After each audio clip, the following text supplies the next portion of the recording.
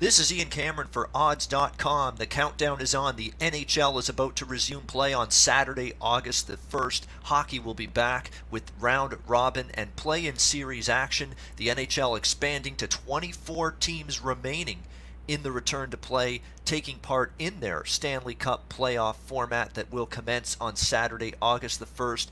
Hey, if you're a hockey fan like me, you are jonesing for the return of the NHL and looking forward to it in a big way.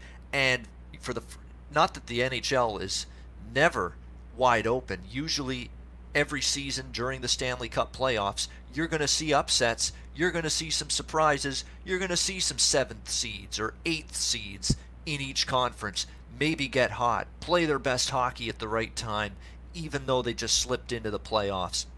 But they get hot at the right time, they play their best hockey of the season, April and beyond, and they tend to go on a run in the Stanley Cup playoffs. That could even be more prevalent this particular restart because of the long layoff that all of these teams have suffered. So without further ado, this video is pretty much about what I have bet so far in the terms of NHL hockey that is about to begin on August the 1st. I'm going to look at a couple of teams from a futures perspective that I think offer excellent value.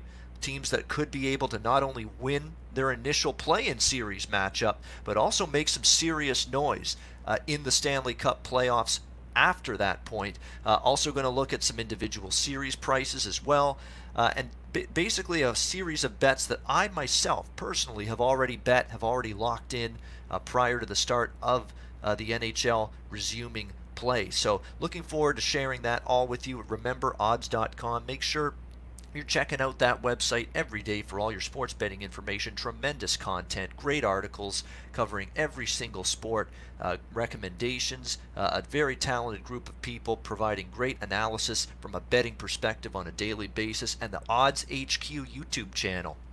Make sure you're subscribed to that as well, featuring Jimmy the Bag, my good friend, hosting Betting with the Bag on a daily basis on the Odds HQ YouTube channel. Make sure you're checking that out and watching some great sports betting content. Not only that show, but tons of great sports betting content from Clint McLean regarding UFC. And there's just so many great people and handicappers and bettors providing expert analysis and great content from a sports betting perspective, all at the Odds HQ YouTube channel. Make sure you're checking that out. All right, let's take a look at what I have bet so far heading into the restart on Saturday, August the 1st. I am bullish on the Winnipeg Jets. I've made no secret about that. The Winnipeg Jets, you can currently see them in the 40-1 range, around plus 4,000 to win the Stanley Cup right now. They are currently a slight series underdog, around plus 105 against the Calgary Flames in their play-in series matchup. To me, there's quite a bit to like with this Winnipeg Jets team going into that series against Calgary, and maybe going beyond that, being a dangerous team if they advance past the Calgary Flames. Winnipeg's strength has always been their offense and their group of forwards up front. They legitimately have 4 lines that can score at in any given game, at any given moment. All 4 lines are capable of contributing to the score sheet. Mark Scheifele, Patrick Laine, Blake Wheeler, Kyle Connor, Nikolai Ehlers. I mean, the list goes on and on of how many talented, skilled, forwards the Winnipeg Jets have. They make great plays with the puck. Many of them have great releases in terms of their shot, and the result is a very talented offensive group. Well, the Winnipeg Jets benefited quite a bit, to be honest with you, from the break, from the pause in the NHL season because of COVID-19. Why? Well, 2 of their more impact players in the bottom 6 forward group, the 3rd and the 4th lines, Adam Lowry and Matthew Perreault, 2 great two-way forwards for this Winnipeg Jets team that can contribute offensively, but more importantly, they're very good defensively away from the puck. They're 2 of the better penalty-killing forwards on this Winnipeg Jets team. Well, they were injured prior to the hiatus. They're healthy now. They're ready to go. They're going to be in the lineup for the Jets when they play the Calgary Flames, and that just makes this 4-line group that they have even more dangerous. Connor Hellebuck, their goaltender, has turned in a magnificent season in goal for the Jets, a 2.57 goals against average, .922 save percentage. He has been excellent. and has made up for the fact that the Winnipeg Jets had a lot of personnel changes defensively on their blue line heading into the season. Well, Connor Hellebuck's been there to bail out any mistakes, but to be honest with you, that collection of younger blue liners has played a lot better than I thought they would. They've gotten better as the season's gone on. Credit to the coaching of Paul Maurice for helping to make that happen. So there's, to me, a lot to like with Winnipeg going into this series. Calgary, to me, has issues. David Riddick and Cam Talbot, their two goalies, were inconsistent. They were up and down. You never knew what you were going to get from them game in and game out. Hellebuck's numbers are superior to both David Riddick and Cam Talbot. Sean Monahan had an up and down season. Johnny Gaudreau did not have, the season that we're used to seeing from him. And Calgary's defense struggled to keep the puck out of their own net. It wasn't just the goaltender's fault. That blue line underachieved at times. They were injury riddled, Mark Giordano included. He'll be back. One person that won't be back, though, is Travis Hamonic, who has opted to sit out of the restart due to concerns of COVID-19. He has a daughter that has been battling a respiratory illness, so it makes perfect sense. Family and health reasons come first. That's what he's thinking. But from a hockey standpoint, that's a huge absence for the Calgary Flames on their blue line. Travis Hamonic's one of their best shutdown defensemen, and Noah Hanifin as well. Questionable to suit up for the Flames to be ready to go for this series against Winnipeg, dealing with concussion issues. So you've got some concerns that Calgary could be shorthanded on the blue line, and that could be problems and big trouble against what's a very prolific offensive attack for the Jets. So I think Winnipeg can not only maybe win that series, but maybe go on a run. They have the offense to score goals against pretty much any team, even the good defensive teams. Winnipeg plus 4,000 is a good value bet, in my opinion, to win the Stanley Cup. Plus 100 series price against Calgary. Plus 100 to plus 105. They're in that range right now. I think they take care of business and win that series against Calgary. A team from the Eastern Conference that I think could be dangerous, a dark horse down the futures board, but may be able to win their play-in series, get hot, and maybe get on a roll and knock off one of the higher seeds. The New York Rangers. And it's funny, New York, they made a comeback in terms of COVID-19. They were ravaged by the virus in March and April. We know that. One of the hardest hit city, the hardest hit metropolitan area in the United States early on during the pandemic. Well, they've made a significant comeback and have gotten themselves back up on their feet again. I'm going to use that as a metaphor to describe the Rangers here. The New York Rangers could follow a very similar path. New York, in terms of the Rangers, their season was really shattered. Looked like they were dead and buried. Looked like they were out of it on the outside looking in the Eastern Conference race prior to the hiatus. But the good news is, with the expanded 2014 playoff, here are the New York Rangers now in the playoffs with a chance at a second life. And why is that potentially a second life that the Rangers could take advantage of? Well, because they played their best hockey of the entire season right before the season was paused.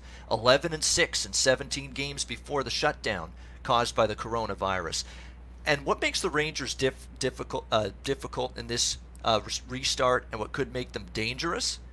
They have the combination of scoring and goaltending that is suddenly potentially very good on this Rangers team. I think if you have that combination, the ability to score, the ability to get good goaltending, those are going to be teams that are going to put themselves in a good spot for success here in the Stanley Cup playoffs. New York is top 5 in the NHL offensively. They average 3.3 goals per game during the season.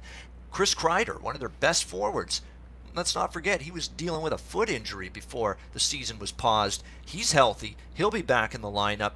You add him to the likes of Mika Zibanejad and so many other of these talented Rangers forwards. They didn't even get a great season from their rookie, Kaapo Kakko, in terms of offensive contributions. What if he gets going?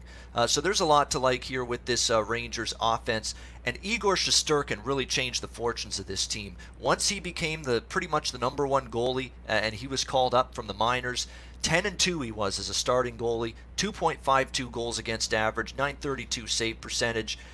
I think New York's dangerous here. Carolina is one of those teams that their advanced metric numbers always look good.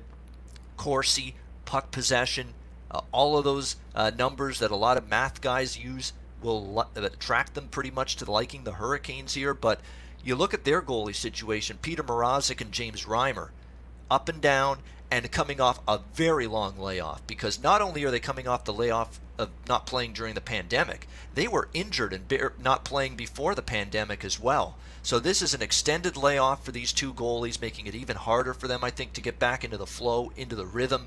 They will have Dougie Hamilton back, one of their top blue liners. That's going to help Carolina, but one thing that Carolina has not done well with in the past is matching up well against the New York Rangers, and the stats don't lie.